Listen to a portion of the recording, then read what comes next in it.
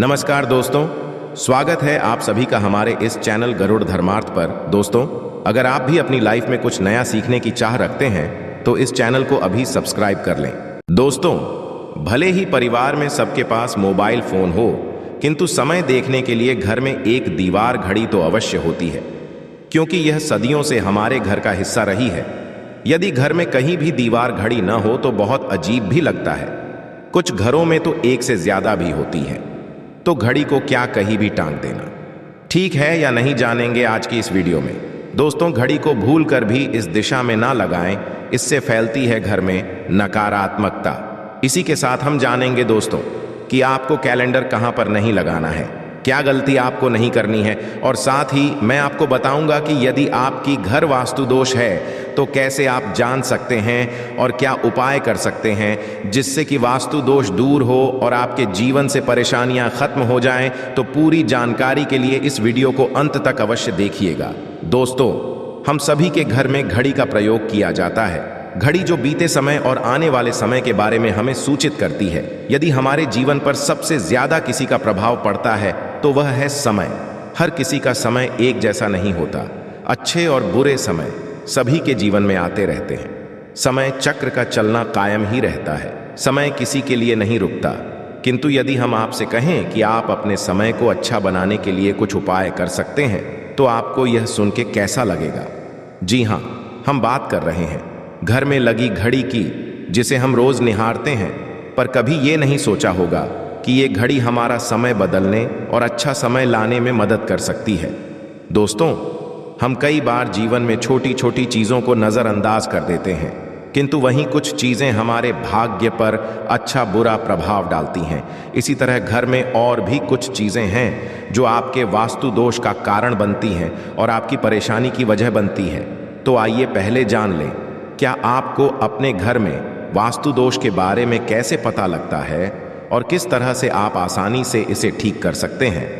दोस्तों, वास्तु शास्त्र के अनुसार किसी भी घर में वास्तु दोष होने से सुख, शांति और पारिवारिक उन्नति में बाधा पैदा होती है, के कारण पनपने वाली नेगेटिव ऊर्जा से व्यक्ति के भाग्य पर बुरा प्रभाव पड़ता है। साथ ही घर के लोगों को कई प्रकार की परेशानियों का सामना करना पड़ता है।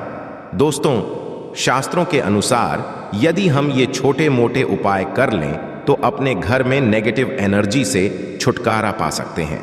आइए जानते हैं, किंतु उससे पहले दोस्तों आपसे रिक्वेस्ट है कि वीडियो को लाइक करें, अपने दोस्तों के साथ शेयर करें, और यदि आपने अभी तक चैनल को सब्सक्राइब नहीं किया तो सब्सक्राइब करके बेल आइकॉन अवश्य प्रेस कर लें। दोस्तों, नंबर 1, जीवन में तरक्की पाने के लिए रोज पहली रोटी गाय को दें, पीपल को जल चढ़ाएं और चींटियों को शक्कर मिला हुआ आटा दें। तांबे के लोटे में जल व लाल चंदन मिलाकर रात को अपने सर के पास रखकर सो जाएं। सुबह उस जल को तुलसी को चढ़ा दें।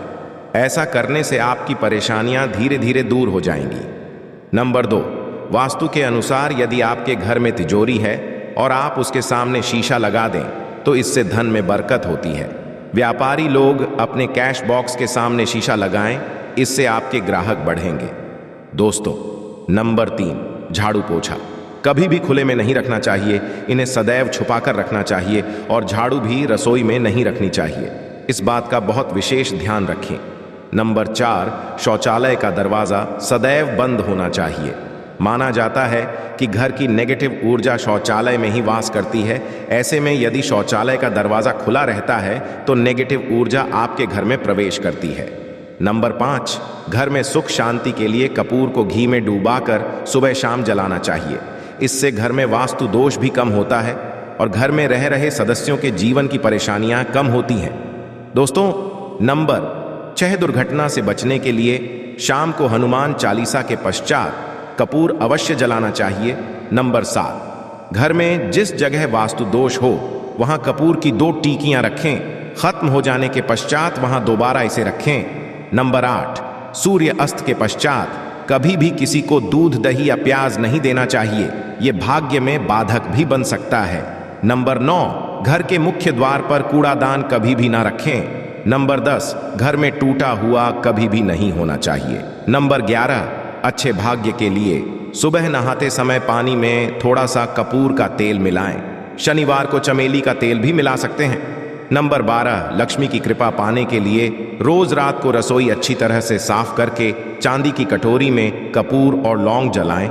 यह प्रक्रिया रोज की जाए तो घर में बरकत बनी रहती है और माँ लक्ष्मी जल्द ही ऐसे घर से आकर्षित होती है, ऐसे घरों से नकारात्मकता दूर रहती है।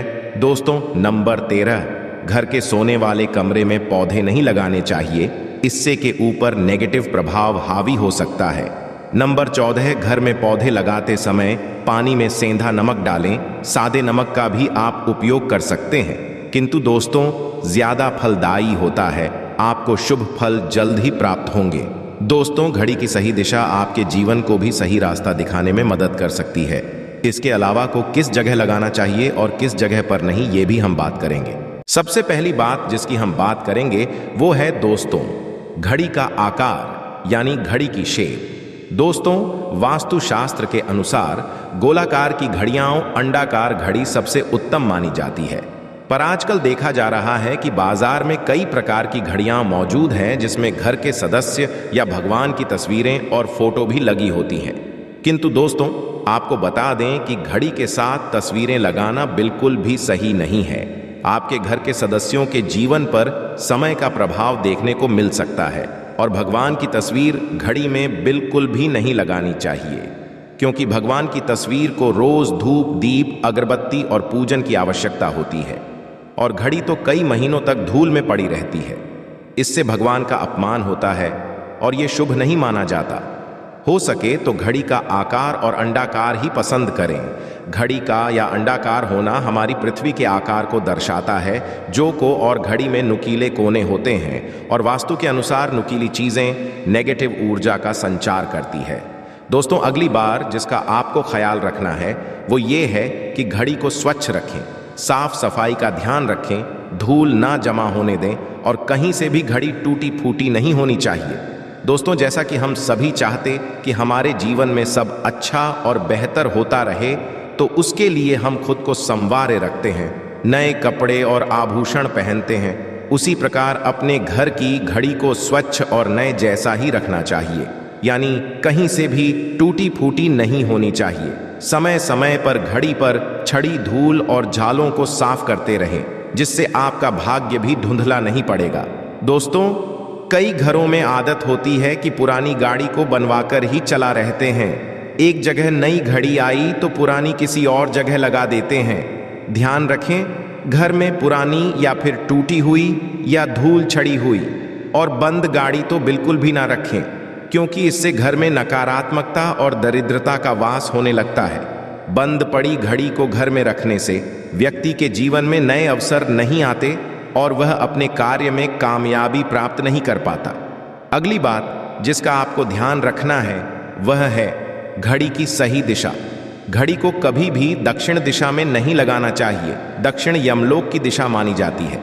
काल का अंतिम चक्र यहीं से शुरू होता है, इसीलिए वास्तुशास्त्र में इस दिशा को घड़ी के लिए अशुभ माना गया है। घर में घड़ी को उत्तर दिशा, पूर्व दिशा या पश्चिम दिशा में आप लगा सकते हैं, किंतु ध्यान रखें कि घड़ी को कभी भी मुख्य द्वार, कमरे के दरवाजे या आने जाने के लिए उपयोग किए जाने वाले दरवाजे के ऊपर भी नहीं लगाना चाहिए।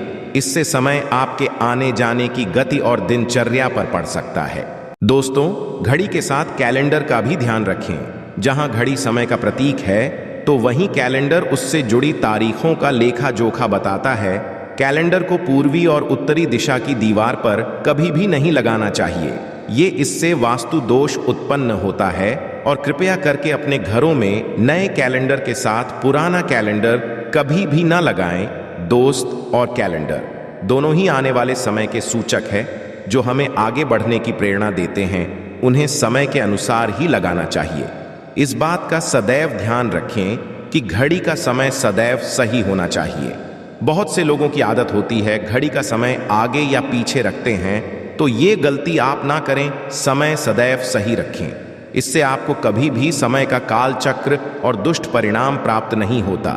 ये छोटा सा आप करके देखिए दोस्तों। छोटी छोटी बातें हैं जिनका आपको ध्यान रखना है। दोस्तों, रखी हुई घड़ी और पुराना कैलेंडर आपके भाग्य को भी रुकावटों से भर देता है। इसीलिए वक्त के साथ आगे बढ़ते रहने के लिए घड़ी और कैलेंडर को बदलते रहिए और कैलेंडर को कभी भी अपने सोने के कमरे में ना लगाएं, ना ही इसे कभी मुख्य द्वार पर टांगे। ये शुभ नहीं माना जाता। पुरानी घड़ी किसी दान में देना शुभ माना जाता है। इससे आपके वन से बुरा समय निकल जाता है। इसीलिए यदि आपके घर में कोई पुरानी घड़ी है जो टूटी फूटी ना हो और खराब ना हो, तो वो आप किसी जरूरतमंद को दान में अवश्य दें। आशा है कि आज की इस प्रस्तुति में बताई गई जानकारी आपको अच्छे से समझ आ गई होगी। वीडियो अच्छा लगा हो तो एक लाइक अवश्य कर दें। धन्यवाद वीडियो के अंत तक बने रहने के लिए।